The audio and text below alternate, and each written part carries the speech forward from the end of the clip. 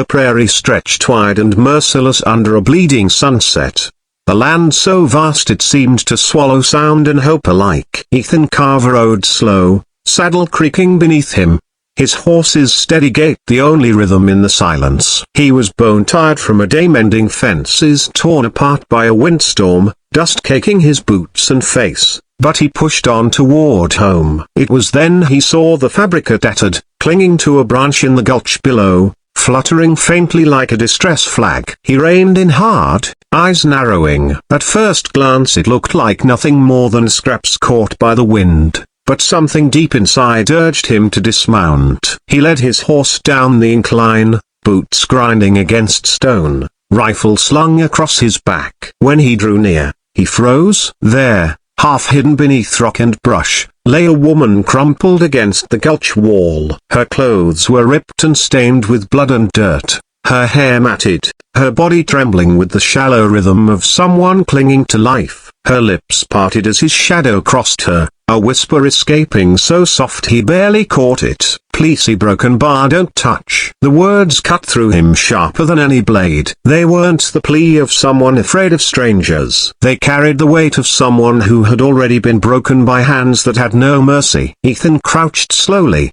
hands lifted to show he meant no harm. "I ain't gonna hurt you," he said, voice low, steady, though his chest felt tight. "You're safe. I just wanna help." Her eyes, wide and hollow, flicked between his face and his hands. She clutched at the torn fabric across her chest as though it was the only shield she had left in the world. Ethan forced his gaze away from her body, focusing only on her eyes, then reached carefully for his canteen. "Here, water," he said, setting it down within her reach and stepping back. She hesitated, her fingers trembling, before finally snatching it up. She drank fast, coughing, water spilling down her chin. Ethan moved as though to steady her, but froze when she flinched. He let her struggle, then watched her sag back, gasping, the canteen slipping from her hand. Her voice broke again, hoarse but urgent. "They'll come back. If they see you with me a broken bar they'll kill you." Ethan's jaw set hard,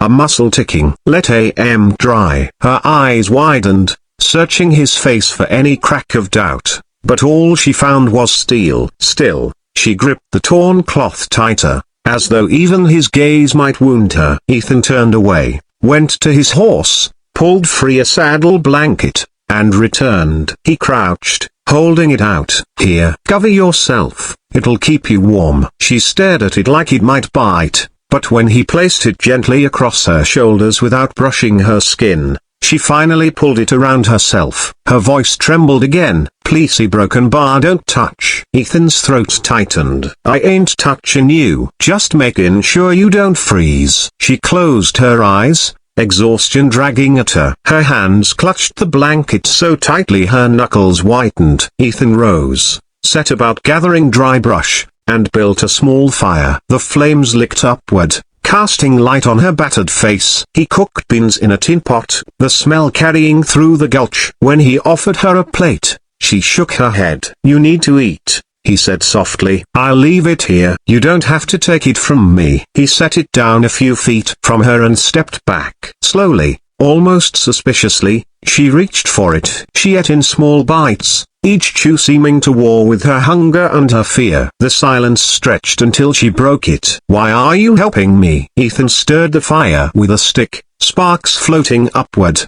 "Because you're here. Because someone left you to die." "That ain't right." Tears welled in her eyes, but she shook her head. "You don't know what I am." Ethan looked up, his gaze unflinching. "I know you're someone who needs help." "That's enough." Her lips quivered as though she wanted to argue, but no words came. Instead, she curled tighter into the blanket, her frame shaking. She wept quietly, the sound raw, but she tried to hide it. Ethan didn't move closer. He just sat by the fire, listening, guarding, letting her know she wasn't alone. When she finally slipped into sleep, it was restless, her body twitching with nightmares, whimpers breaking the silence. Ethan stayed awake, rifle across his knees, eyes sweeping the dark. He didn't need her warning to know danger was near. Men who could do this wouldn't leave loose ends. If they realized she was alive, They'd ride back to finish the job. The night dragged long, the fire's glow casting fleeting warmth. When dawn painted the sky in pale streaks, Ethan stood and stretched, the weight of decision pressing heavy. He couldn't leave her here, but moving her would slow him. Still, he knew he had no choice. He crouched beside her, careful with his voice. "We need to go. It ain't safe to stay here." Her eyes flew open, panic flashing. "No, a broken bar, I can't. They'll find us. They'll find us if we stay. My ranch is a day's ride. Safer than here. You'll die out here if you don't come with me." She looked at him, torn between fear of pursuit and fear of trust. Finally, with trembling hands, she clutched the blanket tighter and gave the smallest nod. Ethan lifted her gently, mindful of her flinching, and carried her to his horse. She gasped when he settled her in the saddle, but he whispered low, "You're all right. I got you." The ride was slow, cautious. Ethan scanned the horizon constantly, every rustle of brush or distant hoofbeat setting his nerves on edge. She leaned against him, body weak, breath shallow, but she stayed conscious, clinging to the saddle horn. Hours passed before the outline of his cabin appeared against the hills. Relief stirred in him, but it was fragile. He guided the horse to the corral, dismounted, and lifted her again. She tensed at his arms but said nothing, too exhausted to resist. Inside, he laid her on his bed, covering her with quilts. The small cabin smelled of leather, wood smoke, and higher plane but safe. He fetched water, cleaned her wounds, careful not to brush where she tensed. She watched him, suspicion in her eyes, but he kept his movements slow, steady, saying little. When he was done, he left her to rest and sat by the door with his rifle. The day slipped by in heavy silence. As the sun dipped low again, she spoke, her voice a whisper. "They took me when the coach stopped. Killed everyone else. I ran, but they caught me.